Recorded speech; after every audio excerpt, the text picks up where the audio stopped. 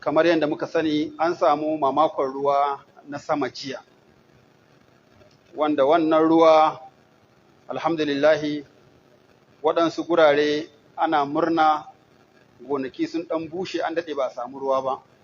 An samu ruwa muna sa ran gonaki za su farfaɗo. Waɗansu garuruwa musamman ƙaramar hukumar Funaka'e, garin Bajoga an samu ambaliyar ruwa wanda an samu asara na ainihin gidaje masu yawa har ma da rayuka. Muna roƙon Allah maɗaukin sarki ya mayar musu da alkhairi, waɗanda suka rasu kuma Allah ya karɓi shahadarsu.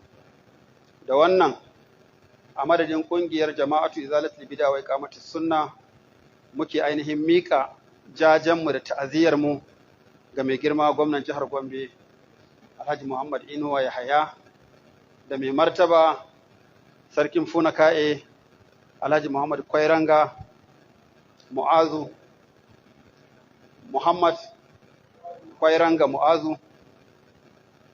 Muna roƙon Allah maɗaukin sarki ya ainihin ba mu haƙuri ya kuma sa mu ci wannan jarabawa ɗin.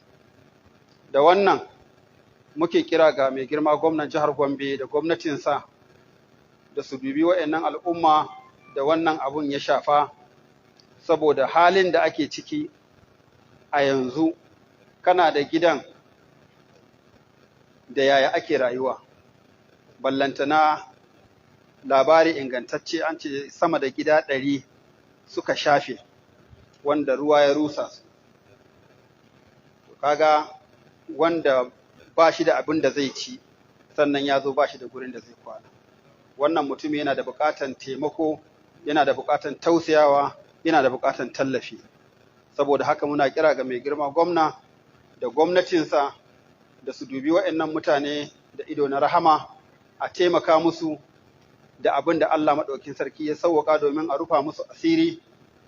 Kuma babu shakka duk wanda ya tausaya wa wani, Allah maɗaukin sarki zai tausaya masa. Saboda haka muna roƙon Allah maɗaukin sarki ya ba wa mai girma gwamna iko na taimakawa waɗannan bayan Allah, kuma taimako na gaggawa, domin a yanzu suke buƙatan taimakon.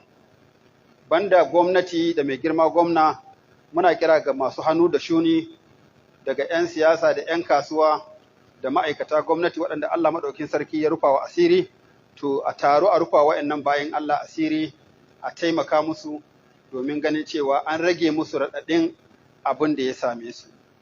Muna roƙon Allah tabaraka wa ta'ala ya ba da ikon taimakawa, ya ba da ikon a agaza musu, domin mu ma mu samu agaji, mu samu taimako daga Allah subhanahu wa ta'ala.